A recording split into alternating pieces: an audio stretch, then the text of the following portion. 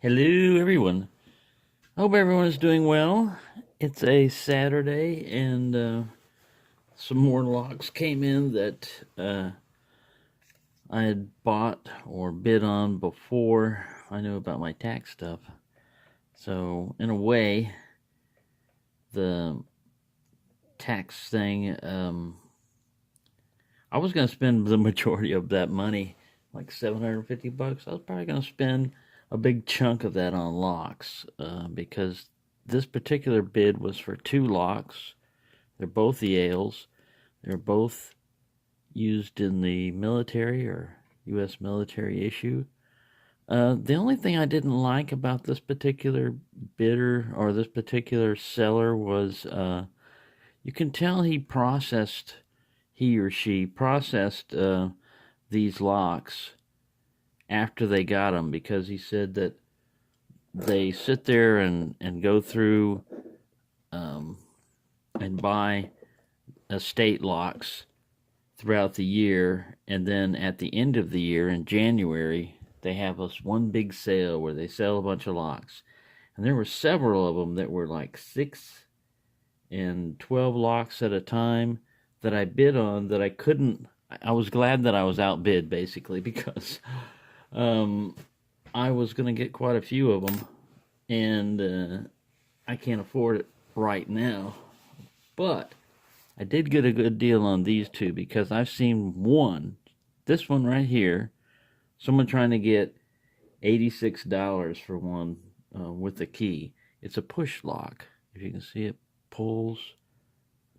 The seller also had little plastic numbers on these. They were yellow. I peeled them off, but you can kind of see an impression of them.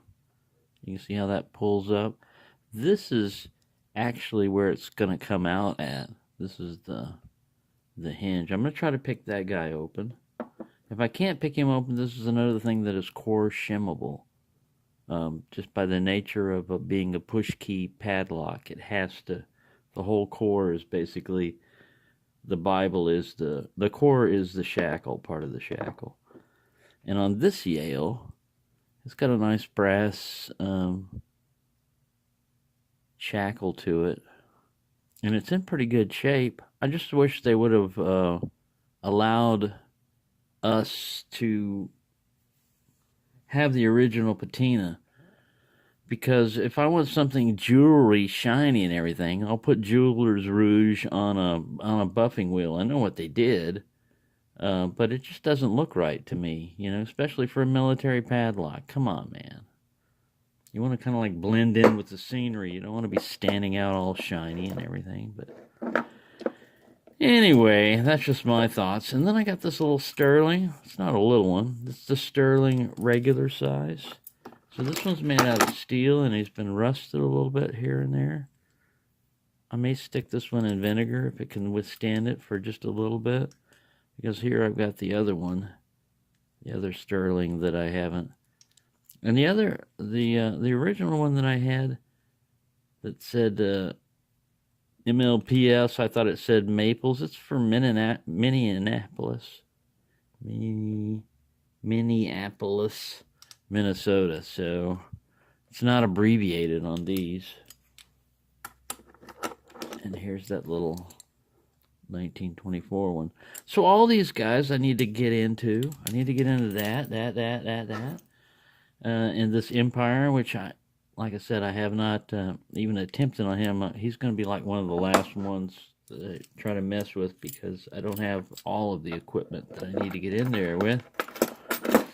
But one of these two, if not both, I'm going to try to pick today. So that should be one of the next videos you see coming up. And the only difference I can see on this thing right here, if I can get this, I haven't tried to open it yet, but I'm sure these keys work. But what I've noticed is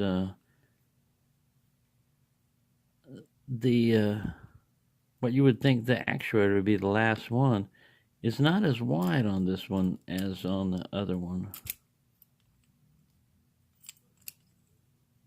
So yeah, I can feel it working. Works fine. Yeah, but it does need to be cleaned up and lubed up. Not to the point of Super. This is the way brass should look like. You know, it's the shininess is from handling it and stuff. In my opinion, you get something over here like this. You're trying to make it gaudy. You know, like jewelry presentation case. That's all right if it's going to sit up on your. If you have no interest in picking locks or whatever, or representing the past as it was or whatever, and you just want to see how shiny you can make brass. So I understand, you know. If that's what you want to do. That whatever floats your boat. But for me, if it's dirty or it's highly corroded or whatever, like on this one, I'm not going to try to return this particular lock to its original condition, everything. I mean, come on, man. That'd be like taking a 100-year-old man and trying to make him look like he's 20 years old again. Yeah, I bet he wishes he was 20 years old again, but he's not going to be able to achieve that look without it being bizarre and strange and odd and just stand outish, you know, like, whoa, you're definitely not 24 years old. You may look like it, but you're not 24.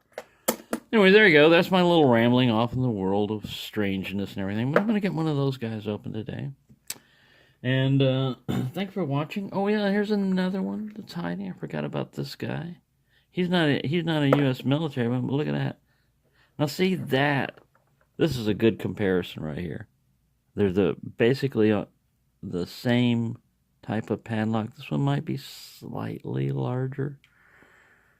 But that's more natural of a patina. I'm not going to try to clean this one up at all. I'm going to leave this one just the way it is, because that's fine to me. It's not dirty or corroded or got a bunch of gunk on it or blood and guts and all that stuff. But this one here, I don't know, man. Kind of gaudy. It's going to be the show-off Yale that always wants attention. You know, when you put them up on a shelf or something, it's going to be the padlock like, no, put me in front. Put that other ugly one behind. And I'm like, no, actually, you are the gaudy one. And we'll put this guy over in front of you and block you. I don't let locks boss me around, man. I'm the boss here of my locks. If they start acting up, man, they know who's boss. Thanks for watching, and happy picking, everyone.